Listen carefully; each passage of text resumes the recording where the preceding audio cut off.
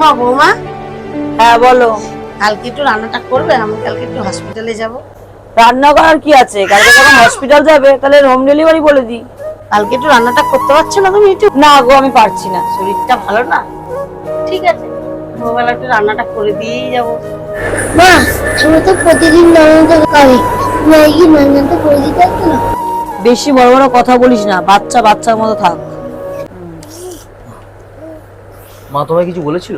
হ্যাঁ, মাকে ঠাম্মা রান্না করতে বলেছিল, বলতে যে মা রান্না করবে না। জানোই তো আমার রান্না করতে ভালো লাগে না, ঘরের কাজ বাজও করতে ভালো লাগে না। তাহলে একই কথা কেন বারবার বলো? আমি কি বিয়ে করছি সব কাজ বাজ করার জন্য? বাপ বাপকেও ছাড়ে না। দুটো ছেলে তোমার ঘরে আছে, বৌমাও ঘরে আসবে, শাশুড়ি তুমি হবে। তুমি যখন দেখাবে সেরকম দেখবে। ভগবান উপরে আছে, তোমাকে কথাটা বলে রাখবে।